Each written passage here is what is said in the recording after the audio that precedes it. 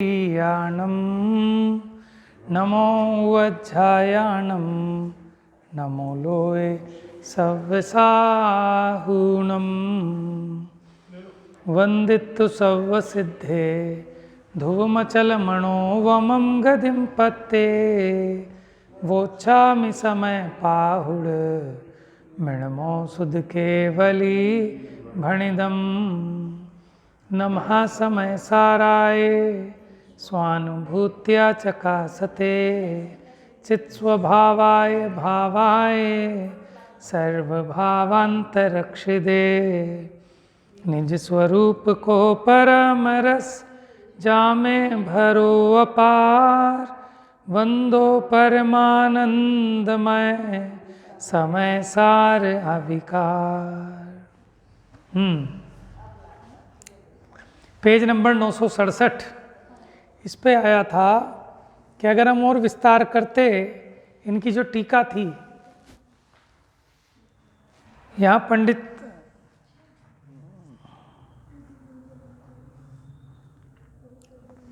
जयचंद जी छाबड़ा कहते हैं कि मैंने यहाँ संक्षिप्त भावार्थ लिखा और अगर विस्तार करते माने आपको अनुमान आए तो कैसे अनुमान कराया जाता है, अनुमान किसे कहते हैं?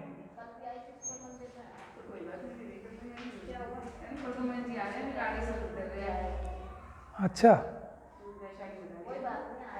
हाँ आ जाएंगे तो फिर यहाँ हो जाएगा प्रवचन, बढ़िया बात है। हाँ जी, अनुमान कैसे होता है? अनुमान तो आपको इस विषय का अनुमान कराना है ना, गाथाओं का। जैसे आपको अग्नि का अनुमान कराना है तो कोई व्यक्ति जा रहा था, पर्वत पे से धुआं नजर आया तो उसने कहा ये पर्वत अग्नि वाला है, ये पर्वत अग्नि वाला है, यानी इस पर्वत में आग है। ठीक है, तो किसी ने पूछा ये कैसे कहते हो कि यहाँ आग है? तो पहले जो हमने कहा था ये पर्वत अग्नि वाला है, ये होता है प्रतिज्ञा वाक्य। क्या होता है? प्रतिज्ञा।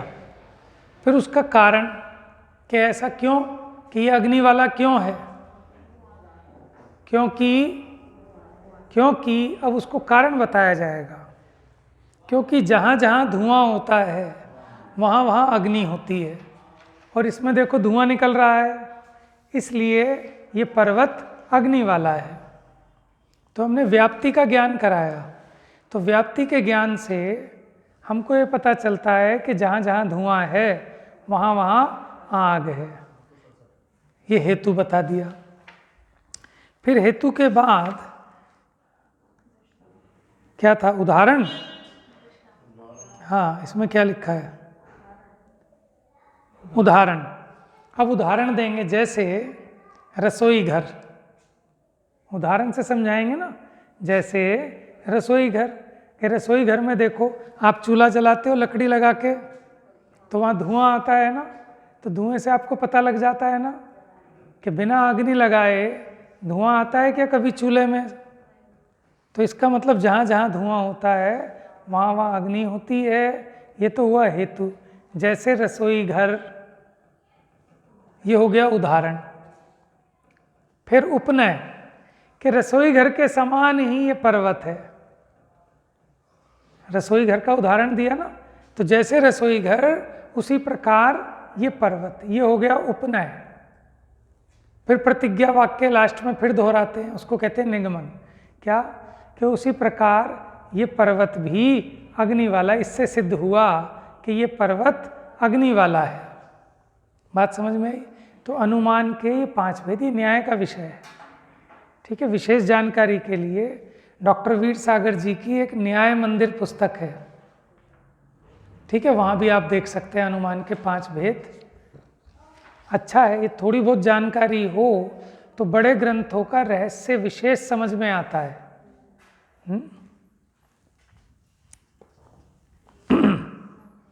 देखो अंतिम बात एक बार फिर पढ़ता हूं। इस ग्रंथ के गुरु संप्रदाय का व्युच्छेद हो गया है। माने जो अर्थ गुरुओं से चला आता था उतना तो नहीं मिल पा रहा, क्योंकि बीच बीच में गैप पड़ गया बड़ा बड़ा। इसलिए जितना हो सके उतना यथाशक्ति अभ्यास हो सकता है। हम ये तो नहीं कह सकते कि हम 100 का 100% उतना इसमें से माल निकाल पाएंगे, ठीक है। तो जितनी अपनी शक्ति हो, जितना बुद्धि बल हो, उतना इसका अभ्यास हो सकता है। तथापि लेकिन इंपॉर्टेंट बात क्या है, जो स्यादवादमय जिनमत की आज्ञा मानते हैं, कैसा है जिनमत? स्यादवाद। ये हमेशा ध्यान रखना, जो स्यादवादमय जिनमत की आज्ञा मानते हैं उन्हें विपरीत श्रद्धान नहीं होता, और जो स्यादवाद का लोप करेंगे उनका गड़बड़ हो जाएगा, उनको विपरीत श्रद्धान हो जाएगा। विपरीत नहीं होगा तो एकांत हो जाएगा। ये सभी मिथ्यात्व के 5 भेद हैं, कल बोले थे ना। विपरीत एकांत विनय के, संशय अज्ञान को नय के, वश होए घोर अघ कीने, बचते नहीं जाए कहीं। इनके वश होकर जीव घोर पाप करता है। किसके वश होकर? मिथ्यात्व के। और उस मिथ्यात्व के 5 भेद हैं, उन 5 भेदों को भी जानना, उनसे बचने के लिए। जो स्यादवादमय जिनमत की आज्ञा मानते हैं उन्हें विपरीत श्रद्धान नहीं होता। यदि कहीं अर्थ को अन्यथा समझना भी हो जाए तो विशेष बुद्धिमान का निमित्त मिलने पर, देखो अगर कदाचित वो किसी चीज़ का अर्थ थोड़ा अन्यथा भी समझ ले तो कोई विशेष बुद्धिमान का निमित्त मिले तो वो यथार्थ हो जाता है। लेकिन कब? अगर वो स्यादवाद को मानकर चलता है तब।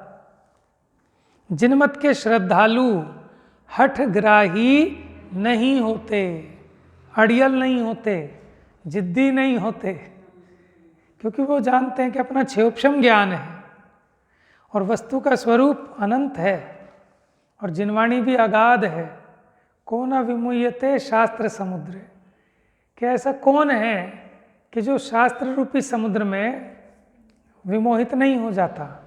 माने उसको पार करना वो अपने बस की बात नहीं है, ठीक है। तो भूल चूक हो जाती है, लेकिन अगर स्यादवाद को नहीं छोड़ा तो गड़बड़ नहीं होगी, और अगर स्यादवाद को छोड़ दिया तो फिर कोई बचाने वाला नहीं है। फिर पंच परमेष्ठी को याद किया था। अब आ जाइए जयसेनाचार्य की टीका स्यादवाद अधिकार पर, पेज नंबर 970, 970।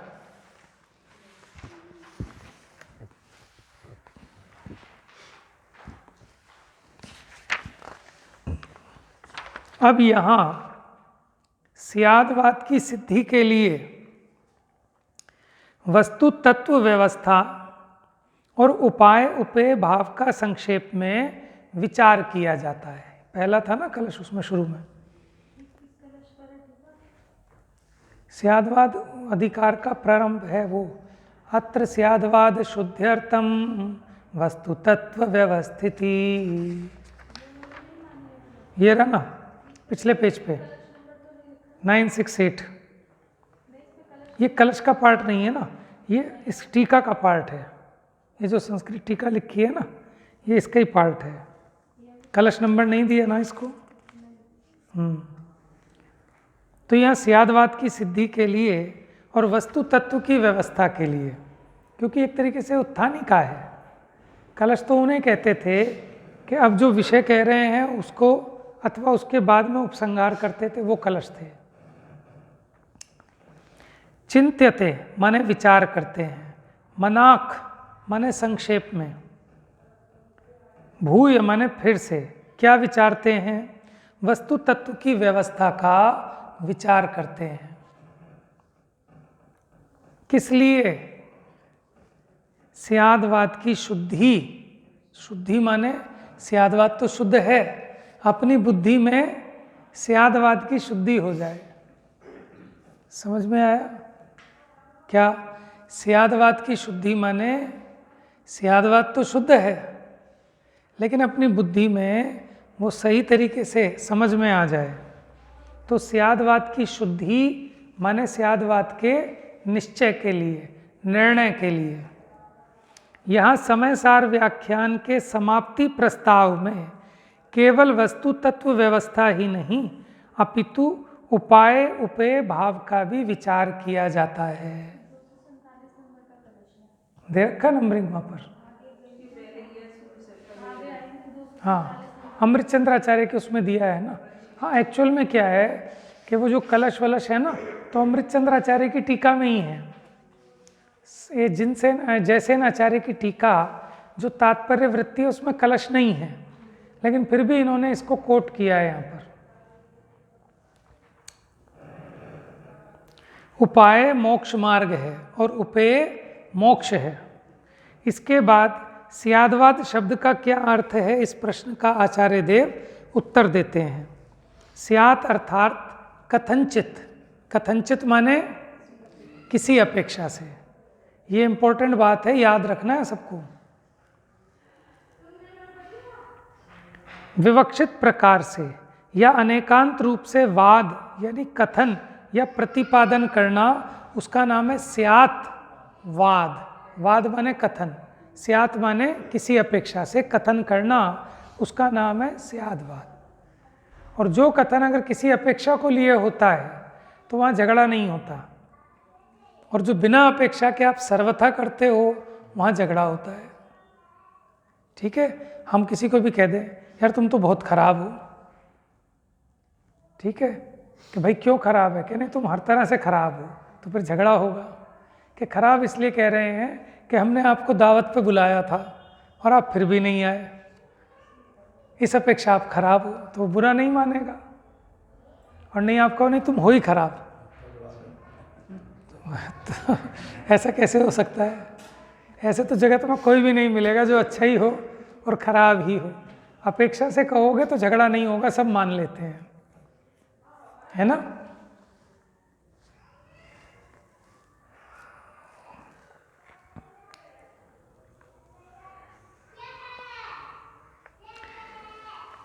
वह स्यादवाद भगवान अरहंत का उपदेश है। वह भगवान के शासन, वह भगवान के शासन उपदेश क्या करता है? भगवान का शासन सब वस्तुओं को अनेकांतात्मक बतलाता है। देखो, शासन का मतलब भी उपदेश ही होता है, समझ में? शासन माने उपदेश, शास्ता उपदेशक। रतनकरण शास्त्राचार्य का है ना, क्या है?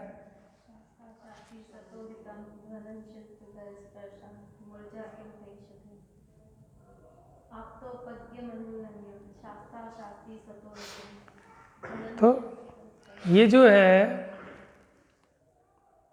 शासन यानी उपदेश, तो वो उपदेश क्या है कि सब वस्तुओं को अनेकांतात्मक बताता है। प्रत्येक पदार्थ अनंत गुणों को, अनंत धर्मों को लिए हुए है। आप किस मुख्यता से बात करें, कोई भी एक व्यक्ति है, उसमें बहुत सारे गुण भी हैं, बहुत सारे दोष भी हैं। आप जब जिसको मुख्य करो, ठीक है, जैसे किसी का रिश्ता हुआ ऐसी जगह हुआ जो डकैत है, क्या है? डकैत। हमने समझा भैया तुम कहाँ फंस गए, ये तो तुम्हारे ससुराल वाले डकैत है, डकैत, और माने लूट लेते हैं दुनिया को, और दुनिया का खूब पैसा लूटते हैं। तो कहता है फिर तो मेरे लिए तो बहुत बढ़िया है। क्यों?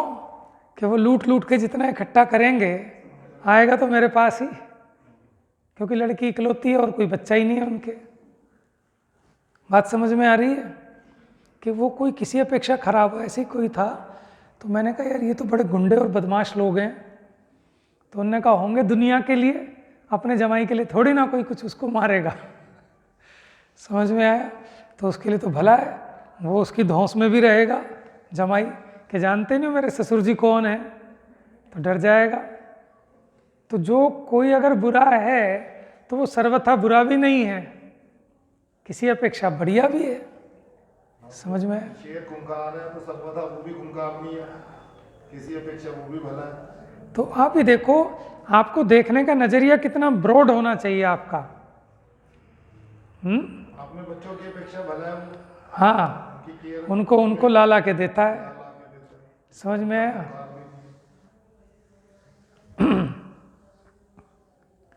तो ये हमें समझनी चाहिए कि कोई भी अगर कोई भी चीज़ है, जैसे मान लो शराबी है, तो शराबी बढ़िया है कि बेकार है? ज़्यादा तो बेकार है लेकिन किसी अपेक्षा ठीक भी है। अरे भाई साहब, जब वो शराब पीता है सबको नोट निकाल के बांटता है, ले बेटा जा आइसक्रीम खा के आ, जा बेटा तू भी, पड़ोसी का बच्चा भी जा, तू भी एक कोका कोला पी के आ, तू भी एक कर। तो मोहल्ला कहता है और गवर्नमेंट कहती है शराब पीने वाले बहुत अच्छे हैं, सबसे ज़्यादा टैक्स तो इन्हीं से आता है। आप समझ रहे हो कि हर एक कथन में हमने जो कहा वो किसी अपेक्षा से कहा। अब कोई कहे सब बहुत भले हैं, तो ठीक है, सब अपनी बेटी की शादी ऐसे ही करते हैं कि भले हैं जो, कि नहीं इस अपेक्षा नहीं। बात समझ में आ रही है? तो यानी भगवान कोई अलग से उपदेश नहीं दे रहे, जैसा वस्तु का स्वरूप है वो तो उस वस्तु के स्वरूप को बता रहे हैं। समझ में आया? और कैसे बता पा रहे हैं? उनमें दो गुण हैं, एक तो वो वीतरागी हैं और दूसरा वो सर्वज्ञ हैं। वीतरागी हैं इसलिए झूठ नहीं बोलेंगे, क्योंकि झूठ कौन बोलता है? या तो राग के कारण कि मेरा बच्चे से मुझे राग है, और उसने सामने वालों का गमला फोड़ दिया तो भी ये कहता नहीं मेरे बच्चे ने गमला ही नहीं फोड़ा। क्यों बोल रहा है? राग के कारण, अपने बच्चे से राग है ना। अथवा तो द्वेष के कारण झूठ बोलता है, सामने वाले में कमी ना हो तो भी उसमें दोष लगाता है। उस बच्चे ने नहीं फोड़ा फिर भी उसका नाम लगा देगा कि जी मैंने देखा उसने फोड़ा है, तो उससे द्वेष था इसलिए उसका नाम लगा दिया। तो कोई भी व्यक्ति अगर झूठ बोलेगा तो एक शर्त है कि उसमें राग द्वेष होना चाहिए, लेकिन भगवान में राग द्वेष नहीं है, वीतरागी हैं, इसलिए उनका उपदेश झूठा नहीं हो सकता। और दूसरा झूठ इसलिए होता है कि जो जानता नहीं है, जिसके ज्ञान में नहीं आता वो कुछ ना कुछ तुक्का मार देता है। लेकिन भगवान के ज्ञान से कोई चीज़ बची नहीं, उनके ज्ञान में सब कुछ स्पष्ट ज्ञात हो रहा है, इसलिए उनका उपदेश यथार्थ है, सच्चा है। तो वीतरागी सर्वज्ञ भगवान का उपदेश ही सच्चा और अच्छा हो सकता है। समझ में आया? अनेकांत का क्या अर्थ है? एक वस्तु में वस्तुपने को सिद्ध करने वाली अस्तित्व नास्तित्व आदि दो स्वरूप परस्पर विरुद्ध सापेक्ष दो शक्तियों के प्रतिपादन को अनेकांत कहते हैं। क्या कह रहे हैं? एक वस्तु में वस्तुपने को सिद्ध करने वाली लेकिन आपस में विरुद्ध दो सापेक्ष शक्तियों का एक साथ रहना अथवा प्रतिपादन, वो अनेकांत है। अब देखो, दो विरोधी धर्म हैं, वो आपस में रहने का तो विरोध नहीं है, लेकिन उन दोनों के काम अपोजिट हैं। अपोजिट हैं तभी ये वस्तु व्यवस्था टिकी रहती है, नहीं तो टिकी ना रहे।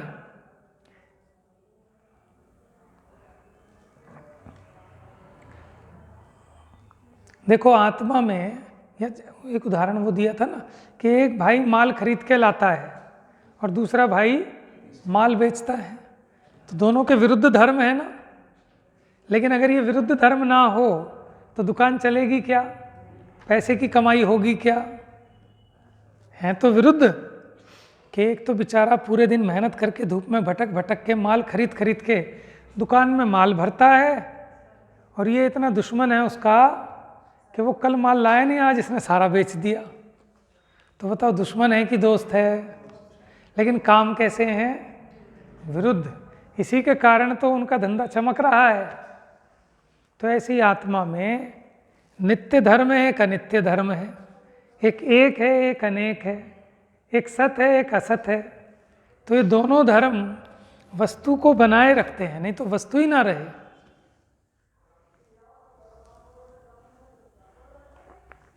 वह अनेकांत क्या करता है? ज्ञान मात्र जो ये भाव जीव पदार्थ शुद्धात्मा है, वह उस रूप एकात्मक अनेकात्मक सतरूप असतरूप नित्य अनित्य आदि स्वभाव रूप है, ऐसा कहते हैं। कौन? कि वो एक आत्मा जिसको हमने ज्ञान मात्र कहा, कि वही अनंत धर्मात्मक है, उसका विस्तार यह है। ज्ञान रूप से तत्रूप है और ज्ञेय रूप से अतत रूप है। माने ये आत्मा ज्ञान से तो तन्मय है, लेकिन उस ज्ञान में जिन ज्ञेयों का रूप जानने में आया उन ज्ञेयों से अतन्मय है, अतत है। तो ये ज्ञान आत्मा का धर्म हो गया ना, एक तत् और एक अतत। द्रव्यार्थिक नय से आत्मा एक रूप है क्योंकि एक द्रव्य है, लेकिन पर्यायार्थिक नय से अनेक रूप है क्योंकि इसमें नाना परिणमन होते हैं ना, कि अभी घट को जानता है, अभी पट को जानता है। स्वद्रव्य, स्वक्षेत्र, स्वकाल और स्वभाव से माने स्वचतुष्टय है। तो अपने स्वचतुष्टय से तो इसकी सत्ता है, सतरूप है, लेकिन पर द्रव्य, पर क्षेत्र, पर काल, पर भाव की अपेक्षा असतरूप है। देखो जैसे किताब, ये किताब किताब रहे, क्या कहा, ये किताब किताब रहे, ऐसा कब संभव हो सकता है कि जब ये किताब किताब रूप तो रहे लेकिन ये किताब चौकी रूप ना रहे, तभी तो इसकी सत्ता रहेगी। लेकिन ये किताब किताब भी रहे और ये चौकी रूप भी हो जाए, ये माइक रूप भी हो जाए, ये मोबाइल रूप भी हो जाए, तब क्या इसकी सत्ता रहेगी? समझ में आया? तो यानी इसमें एक बात होनी चाहिए क्या, कि घटपने तो रहे लेकिन पटपने बिल्कुल ना रहे, तभी तो घट की सिद्धि होगी। तो उसी प्रकार प्रत्येक पदार्थ अपने स्वचतुष्टय से है और पर चतुष्टय से, तभी तो उसकी सिद्धि होती है, नहीं तो कुछ बचेगा ही नहीं विश्व में। ये रिवीजन हो रही है आपकी एक तरह से। द्रव्यार्थिक नय से नित्य है क्योंकि द्रव्य को देखने वाली दृष्टि उस अपेक्षा अगर देखें तो वस्तु तो वही की वही, वही की वही दिखती है, और पर्यायार्थिक नय से देखें तो ये वो नहीं है, ये वो नहीं है, ये वो नहीं है, ऐसा आपको दिखता है। देखो दिखाऊं अभी? अच्छा आप ये बताओ, जैसे बच्चे को दिखाते हैं ना जब गुस्सा आता है, ये क्या है? चाटा। और जब बहुत ज़्यादा गुस्सा आ जाए तो ये क्या है? कई लोग कहते पुराने भाई एक मुक्का मारूंगा, है ना? तो ये क्या है? मुक्का। और ये क्या है? आशीर्वाद। जीते रहो, जीते रहो। समझ में आया? अब देखने की दो दृष्टि हो सकती है। आप सब पर्यायार्थिक नय से जवाब दे रहे थे। जब आपने कहा ये चाटा है, आपने कहा मुक्का है, आपने कहा आशीर्वाद है, लेकिन उसी समय कोई ये भी कह सकता था, जब हमने कहा ये क्या है कि हाथ, ये क्या है कि हाथ, और ये क्या है कि हाथ। बात समझ में आ रही है? ठीक है। अब दूसरी बात समझना, ये चाटे का व्यय हो गया, मुक्के का उत्पाद हो गया। बात समझ में आ रही है? अब ये बताओ जो चाटा रूप पर्याय थी वो कहाँ गई? कहाँ गई? गई। तो मतलब ये मुक्का, इसमें चाटा भी घुसा हुआ है। अब समझ लेना, ये बात वचनों से नहीं समझाई जा सकती, लेकिन आप इसकी भाव भाषणा कर सकते हैं। अब ये कभी मत पूछना कि वो पर्याय कहाँ चली गई, तो फिर मैं आपसे पूछूंगा वो चाटा कहाँ गया। तो आप मुक्के में गया कि मुक्के में तो एक बार में एक ही दशा रहेगी, तो आप कहोगे हाथ में चला गया, तो हाथ में कहाँ घुस जाएगा? बात समझ में आ रही है? ऐसे ही कोई कहता है कि पुरानी पर्याय विलीन होकर उसी में चली गई, कि कहाँ चली जाएगी? एक समय में एक ही अवस्था तो होगी, चाहे वो ऐसी हो, चाहे ऐसी हो, चाहे ऐसी हो, लेकिन उत्पाद व्यय होते हुए भी हाथ वही का वही है। ये द्रव्यार्थिक नय की दृष्टि। और पर्यायार्थिक नय से देखें तो चाटे का व्यय, मुक्के का उत्पाद एक बार में एक दशा दिखेगी। ठीक है?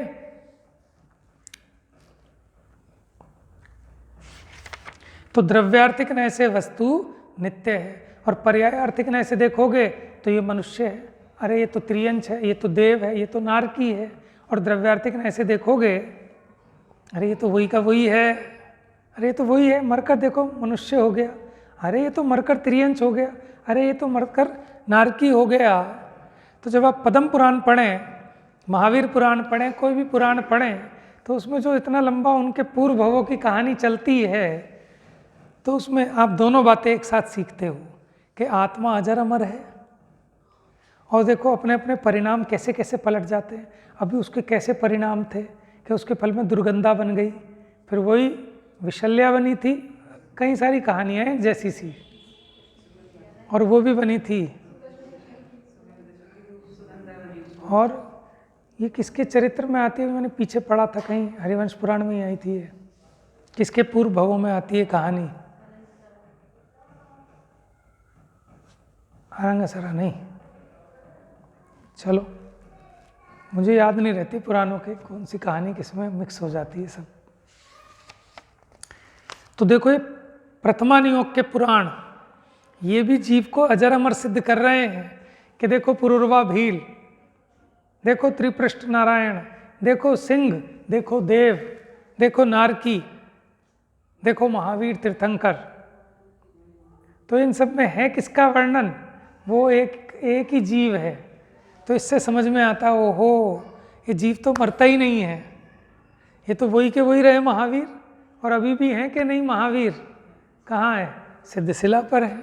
तो ऐसे ही मेरी भी नाना प्रकार की पर्याएं पलटें, लेकिन मैं तो वही का वही रहूँगा, तो फिर अब डरना किस बात का, समझ में आया। और देखो जीव को अपने पुण्य पाप की विचित्रता, अपने परिणामों की, कि जैसे परिणाम किए उसी का फल मिला, जगत में कोई अन्याय हो ही नहीं सकता। इसको किसी ने कितना भी बुरा किया, लेकिन इसने सबका भला किया तो उसका फल देखो। और इसने छल किया, है ना, विश्वासघात किया, तो देखो उसका फल। कोई भी हो प्रकृति में, कोई किसी के साथ कोई पार्शियलिटी नहीं है, भले ही वो आदिनाथ के जीव क्यों ना हो। ऋषभ देव ने छींका, बताया था ना कि भाई अच्छे खा जाते हैं तो एक काम करो, इसके मुंह पे छींका लगाओ, लेकिन उन्हें सावधान नहीं कर पाए, और वो बंदा रह गया कितने दिन, 6 पल तक, 6 महीने नहीं, उसका तो फल आया 6 महीने। फिर वो आए कि जी ये तो कुछ खा नहीं रहे, तो उन्होंने कहा खाएंगे कैसे, ये छींका तो हटाओ इनके मुंह पे से। समझ में, प्रकृति, उनको 6 महीने तक आहार नहीं मिला उसके फल में, देखो। तो देखो दोनों बातें पता चल रही हैं कि ये परिणमनशील भी है और वही का वही भी है। तो ऐसे द्रव्यार्थिक नय से अभेद रूप और पर्यायार्थिक नय से भेद रूप है। इस प्रकार अनेक धर्मात्मक है, वह ही आचार्य समंत भद्र देव द्वारा भी स्यादवाद रूप कहा गया है।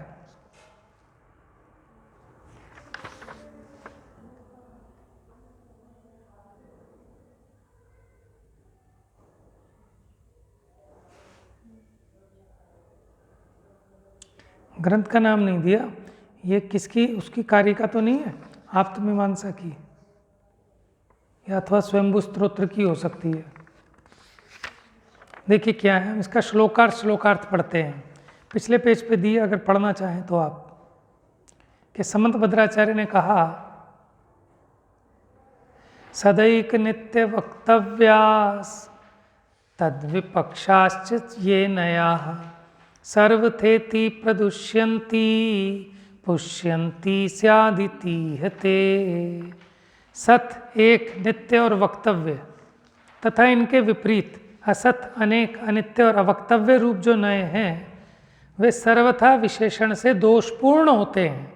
अगर आप उसमें सर्वथा लगाएं, एकांत करें, तो दोषपूर्ण होते हैं, और कथनचित विशेषण से परस्पर पोषक होते हैं।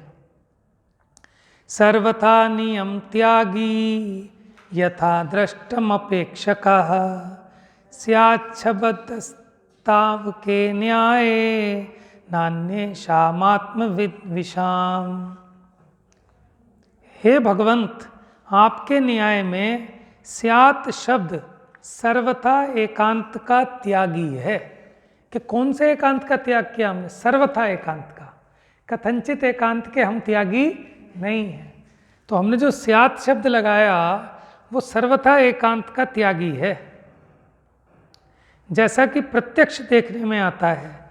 अन्य आत्मविद्वेषियों के यहाँ ये स्यात् शब्द नहीं है। उन्हें क्या कह रहे हैं? आत्मविद्वेषी। वो स्वयं अपने ही शत्रु हैं कि जो स्यात् नहीं मानते। हाँ, ये उसी का है। किसका? देवागम स्तोत्र का। देवागम स्तोत्र का दूसरा नाम आप्तमीमांसा है।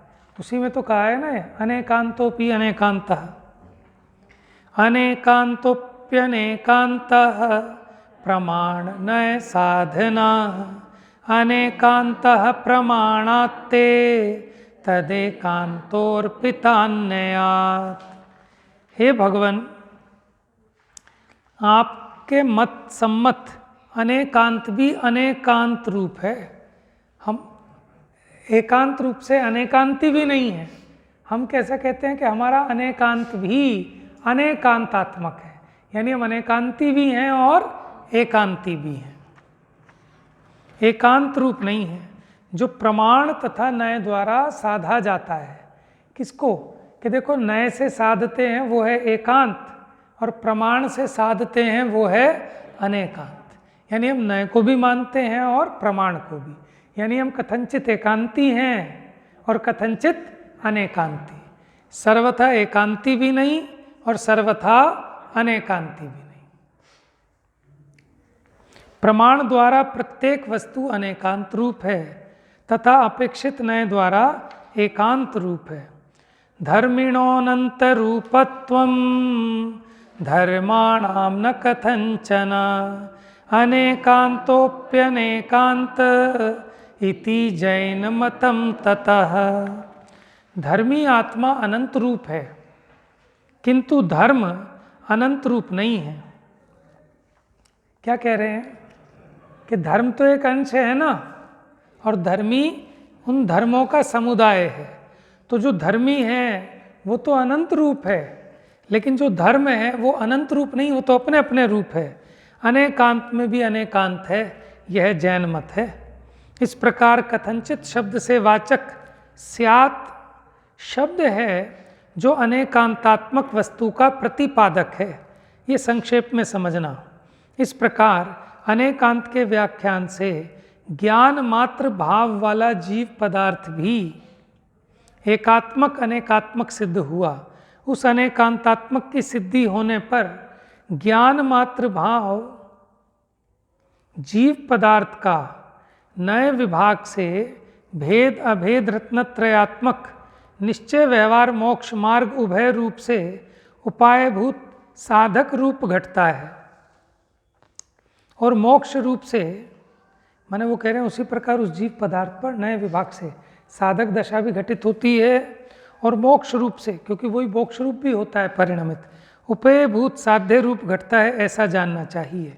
अब प्राभृत और अध्यात्म शब्द का अर्थ कहते हैं।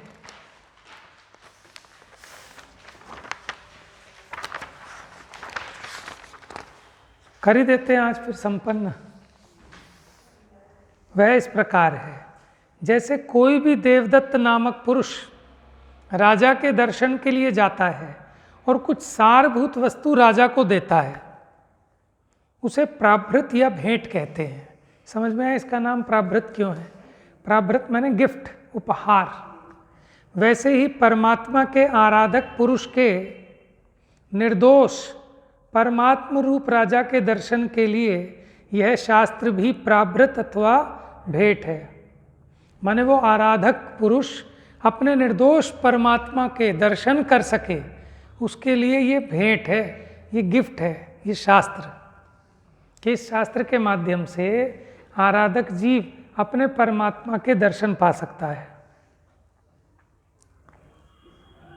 किस कारण से वह प्राभृत है? सारभूत होने के कारण वह प्राभृत भेंट है। इस प्रकार प्राभृत शब्द का अर्थ है रागादि पर द्रव्य के निरालंबन से निज शुद्धात्मा में विशुद्ध आधारभूत अनुष्ठान अध्यात्म है। अध्यात्म क्या है? देखो, अध्यात्म की परिभाषा क्या लिखी इसमें, कि अपने आत्मा में लीन होना, इसका नाम अध्यात्म है। रागादि पर द्रव्य के निरालंबन से माने रागादि परद्रव्यों का आलंबन छोड़कर निज शुद्धात्मा में विशुद्ध आधारभूत अनुष्ठान, माने उस विशुद्ध आत्मा में टिकना, उसका ही अनुष्ठान करना अध्यात्म है। प्रश्न, इस प्राभृत शास्त्र को जानकर क्या करना चाहिए?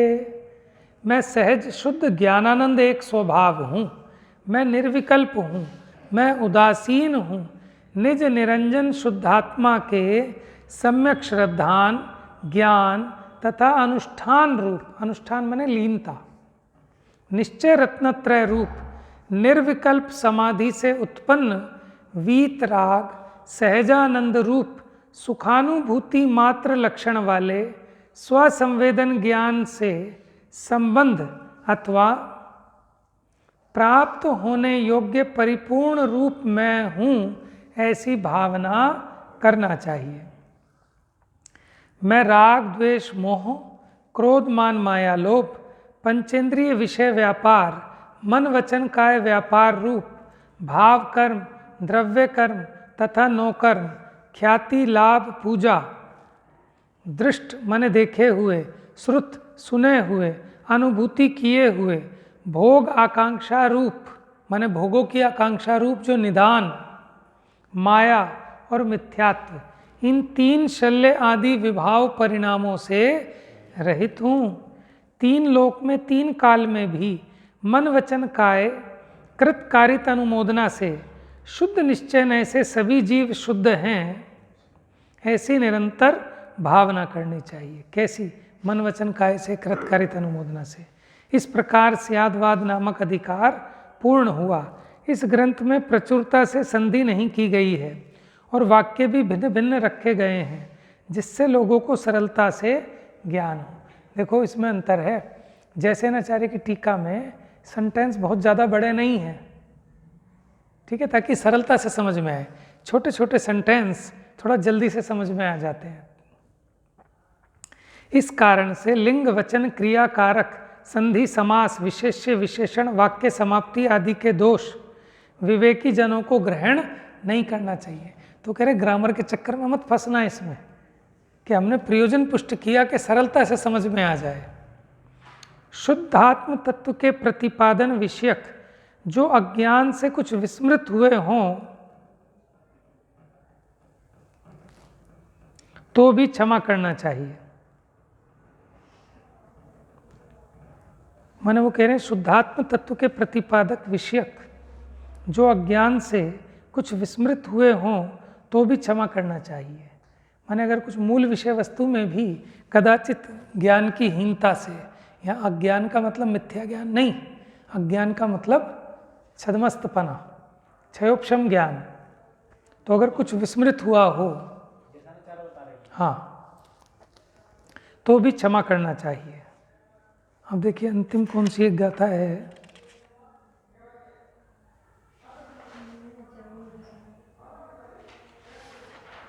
अच्छा यही है क्या? जयऊ ऋषि पौ मणंदी जैन महातच्च पाहुड़ सेलो बुद्धि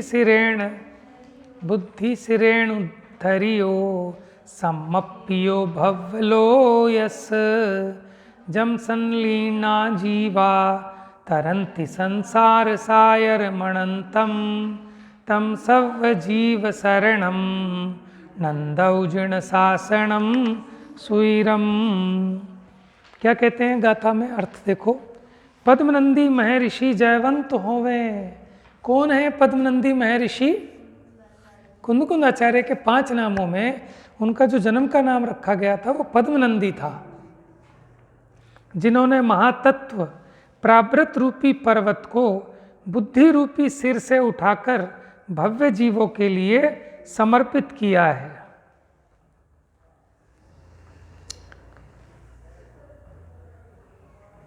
अगली गाथा का अर्थ, जिसका आश्रय लेकर भव्य जीव अनंत संसार सागर को पार कर जाते हैं, वह समस्त जीवों को शरणभूत जिन शासन सुचिर काल तक जयवंत रहे। अब आगे श्लोक है। श्लोक का समय नहीं है, बस पढ़ लेते हैं अर्थ। आत्म स्वरूप के रसिक जनों द्वारा वर्णित तात्पर्य वृत्ति नामक प्राभृत शास्त्र को जो कोई भी आदर पूर्वक भली भांति सुनेगा। चालीसा पढ़ा आपने? अंत में क्या बोलते हैं? जो पढ़े नित 40 दिन नित 40 बार होए पुत्र पौत्र संपदा। ठीक है, ये सब काम हो जाए। तो आपने क्यों पढ़ा, उसका कुछ फल भी तो होना चाहिए। तो अंत में इसका फल बताते हैं कि जो कोई भी आदर पूर्वक भली भांति सुनेगा, पढ़ेगा, अभ्यास करेगा और इसकी प्रभावना करेगा, वह जीव शाश्वत निर्मल अद्भुत सकल ज्ञान स्वरूप केवल ज्ञान को प्राप्त करेगा। ये माने उनका आशीर्वाद है। और उसके आगे सदा सदा के लिए मुक्ति रूपी लक्ष्मी में आसक्त, माने वहाँ से हटेगा ही नहीं, उसी में लीन रहेगा। इस प्रकार श्री कुंद आचार्य देव विरचित समय सार प्राभृत नामक ग्रंथ से संबंधित 439 गाथा द्वारा जयसेन आचार्य कृत तात्पर्य वृत्ति 10 अधिकारों द्वारा संपूर्ण हुई। समय सार का सार सबसे नीचे,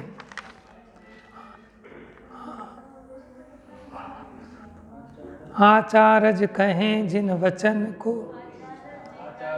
आचार्य कहें जिन वचन को विस्तार अगम अपार है, कहेंगे हम कितनों बहुत बोली बेसो नमक सुध चुप भली, बोलिए सुवचन प्रयोजन है जितनो, नाना रूप जलप सो नाना विकल्प उठे, ताते जे तो कारज कथन भलो तितनो, सिद्ध परमात्मा को अनुभव अभ्यास कीजे, यह मोक्ष पंथ परमार्थ।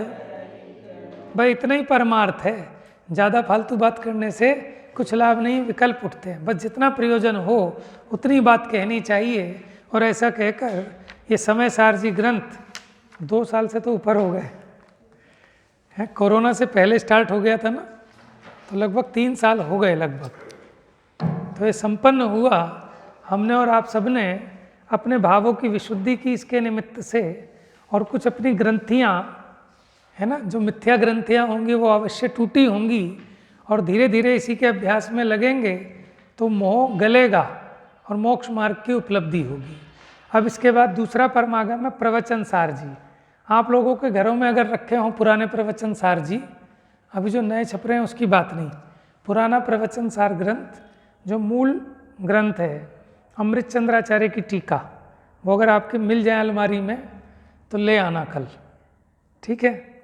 जावाणी मिथ्यातम नाश वे को ज्ञान के प्रकाश वे को